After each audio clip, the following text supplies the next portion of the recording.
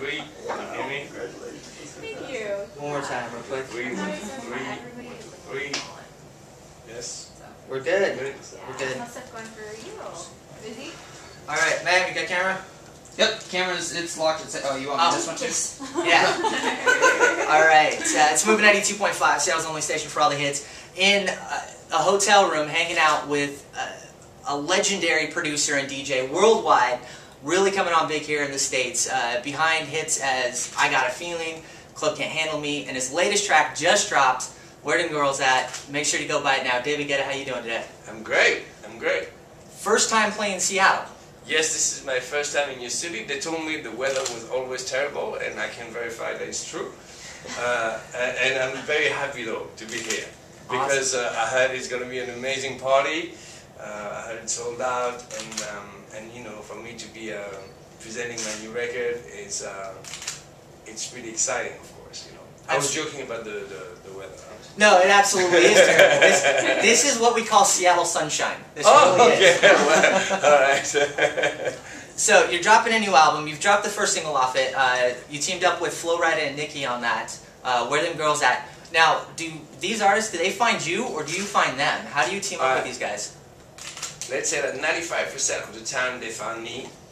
And concerning Nicki Minaj, it was the opposite. And that's really rare, but I've been chasing her for like a year.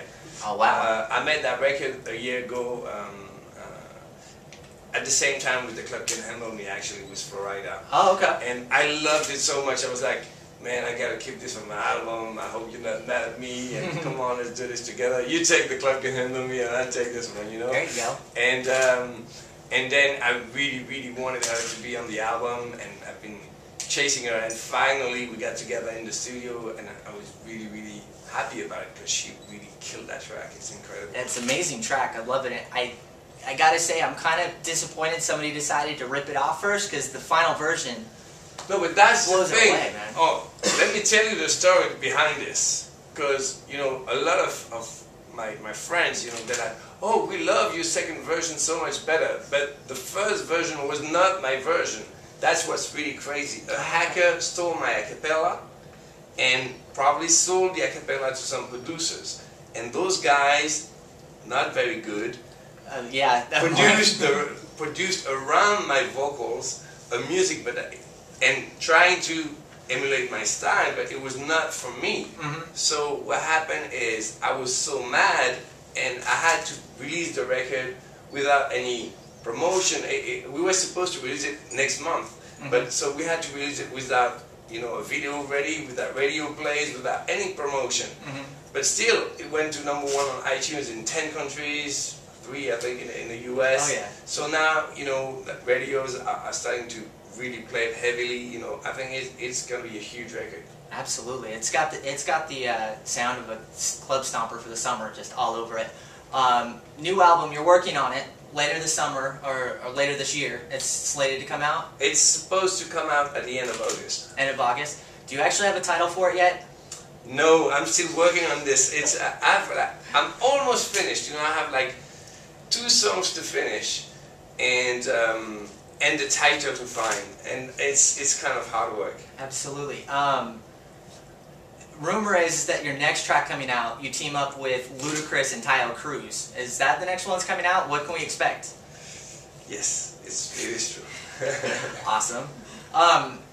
Now, rumor is that you're branching out and kind of trying something new on this new record.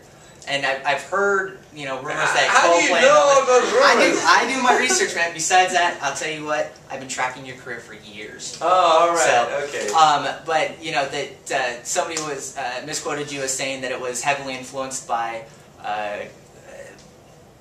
more of a rock style. No, but I was told when it's really funny because I said that once, and then every interview that I'm doing, this is coming back. But what I was talking about, it was about like the chord progression. They were asking me musically, where do you find your inspiration? And I said, because I'm honest, you know, at some of my record are inspired by that kind of scene, even though my music is totally different. But I was never gonna go rock, you know. I do something totally different. But I'm just saying that when it comes to chord progression, I love Coldplay and those guys, but my music is really different, obviously. Absolutely. Oh yeah, it's like worlds apart on that. So are you sticking to old school Guetta, or are you trying a new sound on this new record? Well, actually, let's say that the Wedding Girls Out is a classical Guetta sound. That became kind of standard in pop music now in the US, which is, so I was like, okay, at the same time, this is my sound, I'm not going to go away from it now that it's successful, you know. But this will be kind of to close a story, you know. Okay. And then after this record, yeah, it's going to be something very different, and I think people are going to be very astonished when they hear the record, the album. There's some, you know, there's some of my, you know, obvious Guetta sound, but there's a lot of totally different stuff. Very cool. Totally look forward to it. Now, I want to know where you find time to make these albums. You've got 10 dates scheduled here in the U.S. You're still doing your Thursdays on Ibiza. Like, with all of the touring and traveling you do, family at home, how do you find time to even make it to the studio? Well, actually, I don't make it to the studio. If you go to my room now, you'll see there's 2 computers on my bed and a little keyboard, and that's what I do all day, all night on the plane, you know. And anytime I'm not playing music, I'm making music. And then, because of the album, I took 2.5 months off just to cut the vocals, you know. Because for this, I need to be in the studio. And I was in Los Angeles for 2 months, and we made like some really crazy songs. Awesome. So what can we expect tonight? First time Seattle, a lot of people, this will be the first time seeing you live. Throw an epic show, but what can Seattle expect tonight when you get on stage?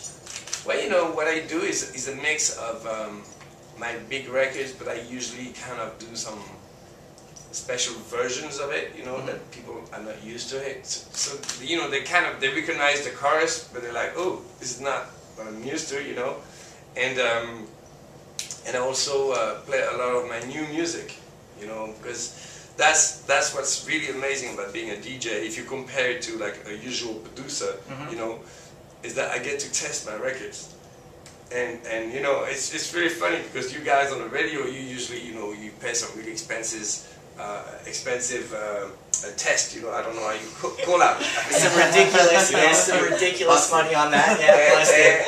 Totally busted on that one. I do this, and I get paid to do this every night. So, you know, when I send you a record, you don't need to test it because I've been testing it for a year already. All right, so you should just trust me. All right, I will have to start doing that more often.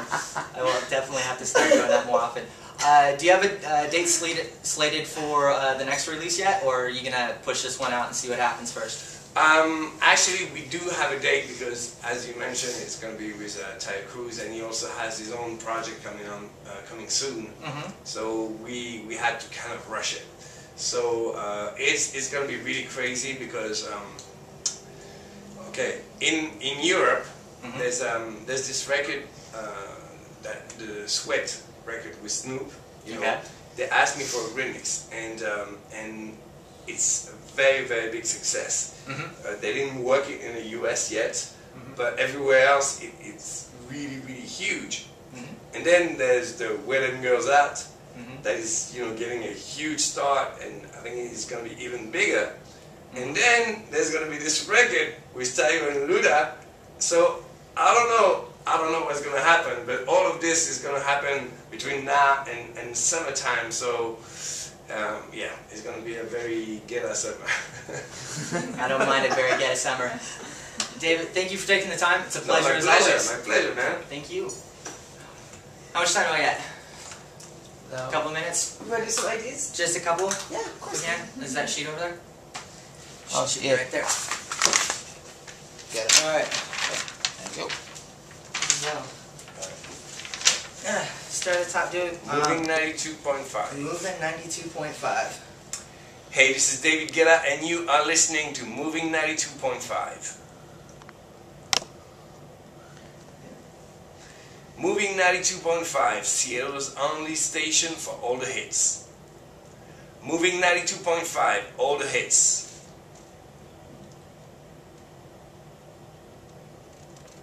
How do you say that?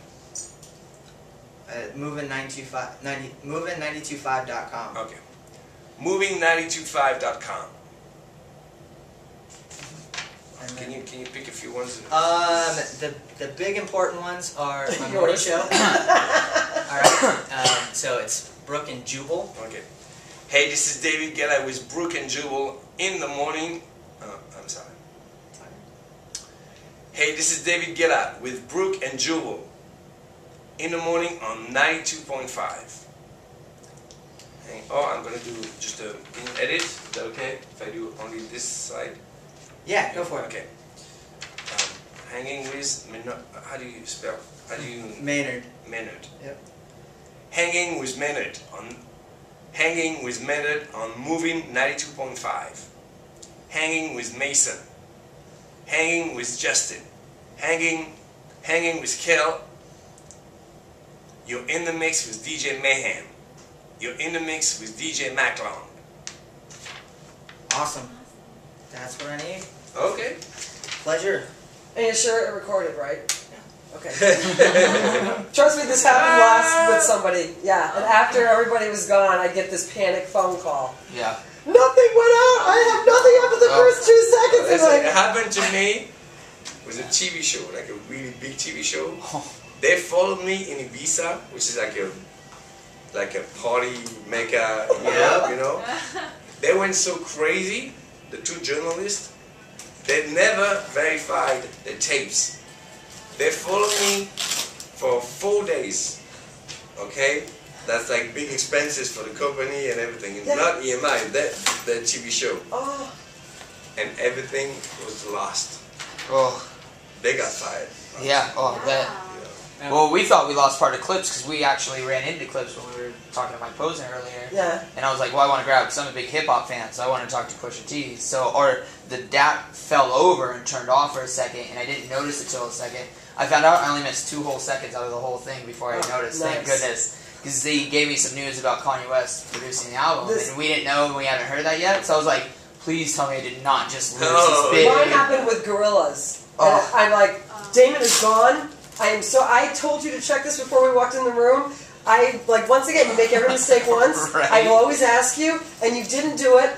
You missed the opportunity. I can't get him back. I'm telling you right now, it's not going to happen. They're like, please. I'm like, no. Can we get an email from the Gorillas at this point? Yeah. Something. I'll send you the picture. You can dub it and make them look like they do with that baby in the commercial. Yeah, no, it was.